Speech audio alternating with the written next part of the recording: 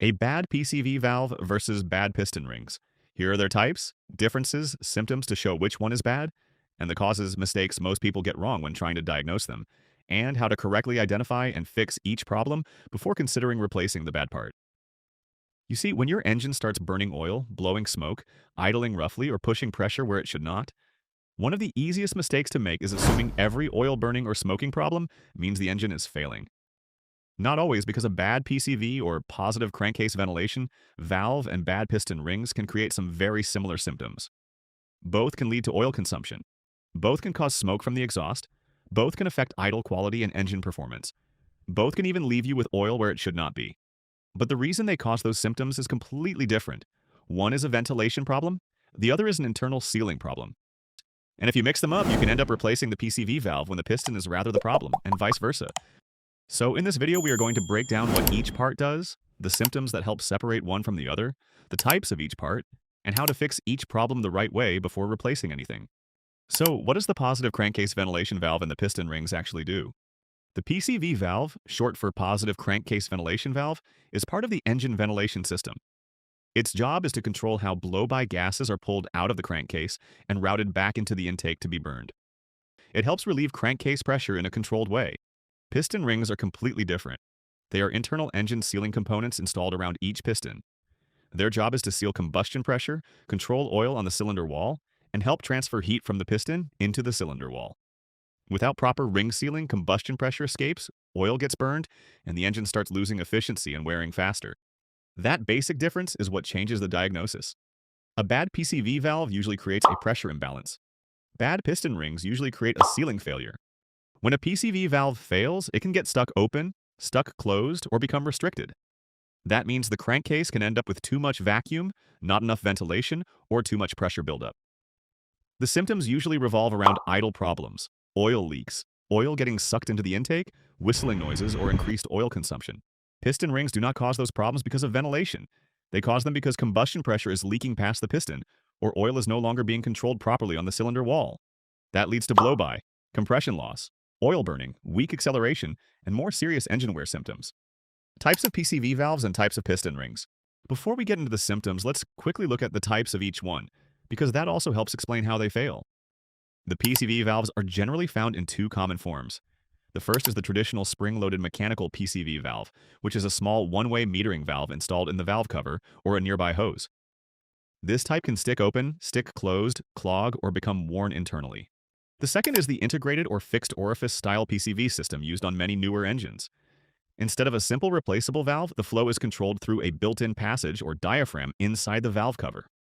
On those engines, the PCV system may fail because the diaphragm tears, the passages clog, or the whole valve cover assembly starts malfunctioning.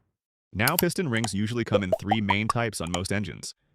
The top compression ring seals the main combustion pressure.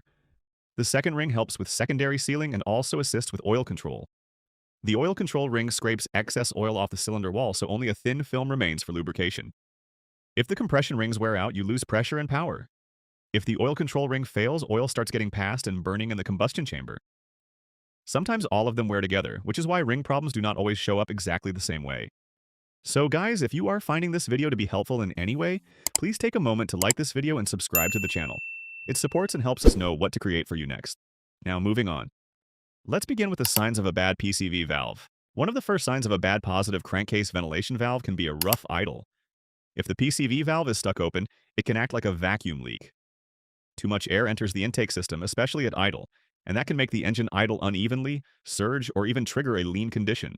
You may also notice oil consumption, but the pattern is a very important step. A bad PCV valve can allow engine oil mist to be pulled into the intake manifold and burned. That can create light blue smoke, especially during startup, deceleration, or after idling for a while. Another common sign is oil leaks that seem to appear from multiple places. If the PCV valve is stuck closed or restricted, crankcase pressure builds up. That pressure starts pushing oil past seals and gaskets that were never meant to hold that kind of internal pressure. Valve cover gasket leaks, dipstick movement, oil cap movement, or fresh seepage around seals can all point in that direction. You may also hear a whistling or sucking noise. That usually happens when the valve or diaphragm is stuck in a way that creates abnormal airflow. On some engines, especially those with an integrated valve cover PCV system, a torn diaphragm can create a very noticeable whistle. And one major sign most people overlook is the fact that a bad PCV valve will often affect the intake side of the engine. That means you may find excessive oil inside the intake hose, throttle body area, or intake manifold. So if the symptoms involve pressure imbalance, strange idle behavior, vacuum-like issues, or oil getting drawn into the intake, the PCV system should move high on your suspect list. A bad PCV valve also usually does not cause severe compression loss across the cylinder. When you notice cylinder compression loss, that is most likely bad piston rings. So moving on to the signs of bad piston rings, and usually, a bad piston ring will feel more like engine wear than a simple external fault.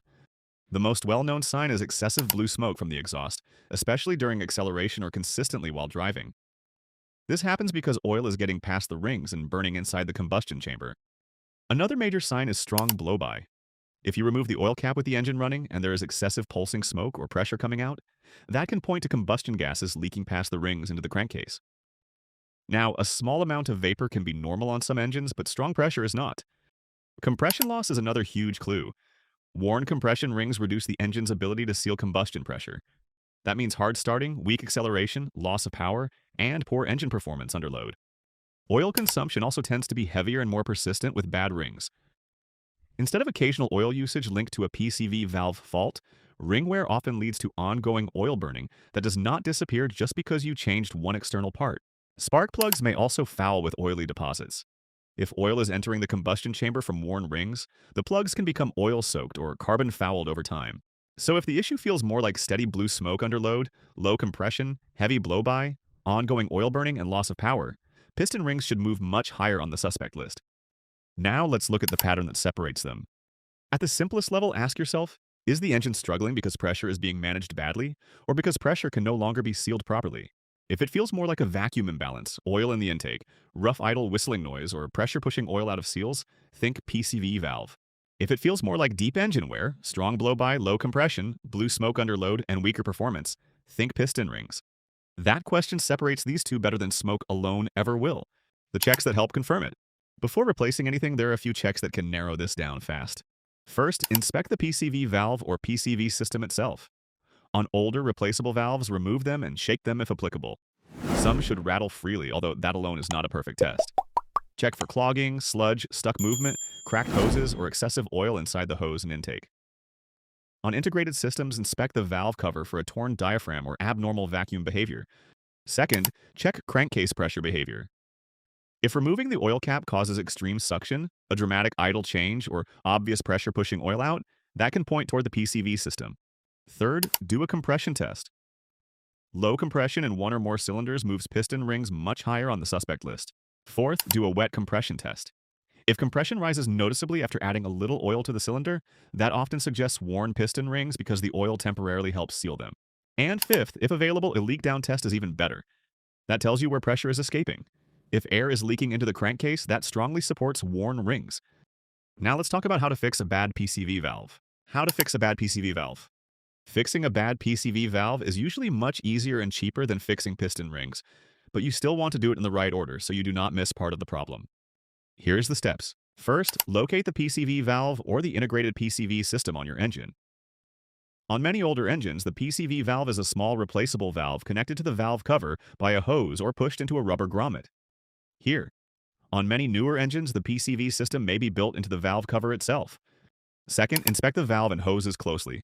Look for sludge, clogging, cracked hoses, collapsed hoses, loose fittings, oil saturation, or signs that the valve is stuck. If it is the traditional type, remove it and shake it, if applicable. Some PCV valves should rattle, but do not rely on that test alone because a valve can still rattle and not meter airflow correctly. Third, replace the PCV valve if it is faulty or questionable. In most cases, replacement is smarter than trying to clean and reuse an old worn valve. If the hoses are brittle or blocked, replace those too. If the system uses an integrated diaphragm or built-in PCV passage and that part has failed, you may need to replace the valve cover or the complete assembly. Fourth, clean out any oil contamination left behind in the intake tract. If the bad PCV valve was pulling oil into the intake, clean the intake hose, throttle body area, and any oily connections you can safely access. Otherwise, leftover oil can make it harder to judge whether the repair actually worked. Fifth, start the engine and recheck the symptoms. Pay attention to idle quality, vacuum behavior, oil leaks, smoke, and crankcase pressure. If the rough idle improves, the oil leaks slow down, and the intake is no longer filling with oil, then the PCV problem was likely the main cause. And if the symptoms did not improve enough, move on to a deeper testing of each part. Now let's move to the steps for fixing bad piston rings. So when it comes to fixing bad piston rings, this is a much bigger job and costs more because it is an internal engine repair, not an external bolt-on part like the PCV valve.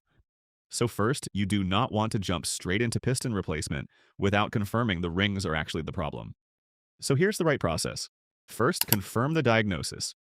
Before tearing the engine apart, do a compression test, a wet compression test, and ideally a leak down test.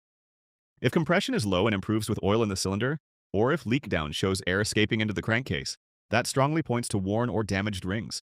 Second, decide whether the rings are worn, broken, or just sticking, because stuck oil control rings from carbon buildup may sometimes improve with cleaning treatments or piston soaks, but worn or broken rings will not. If the engine has severe blow-by, low compression, heavy oil burning, and clear signs of wear, chemical treatment is not a real fix. Third, begin teardown. That usually means draining fluids, removing the necessary engine components, and either removing the cylinder head and oil pan or pulling the engine completely, depending on the design. The pistons must come out before the rings can be replaced. Fourth, inspect the pistons and cylinder walls carefully. This step is important because you don't want to just replace piston rings blindly. Check for cylinder wall scoring, taper, out-of-round wear, piston damage, and heavy carbon buildup. If the cylinder walls are worn or damaged, simply installing new rings may fail quickly. Fifth, measure the cylinders and components. This is where proper repair separates from guesswork. The cylinders may need honing to restore the surface for ring seating, or machining if the wear is beyond limits. If the cylinder walls are too worn, the engine may need oversized pistons and more extensive machine work. Sixth, install the new rings correctly. The new piston rings must be matched to the engine, checked for proper end gap, and installed in the correct position and orientation. The ring gaps also need to be spaced correctly according to spec, so they seal the way they are supposed to. Seventh, reinstall the pistons and reassemble the engine. Once the cylinders are prepared and the rings are installed properly, the pistons go back in and the engine is reassembled with the correct torque specs, gaskets, seals, and timing alignment. Eighth, refill fluids, start the engine, and follow the correct break-in process. New rings need time to seat properly.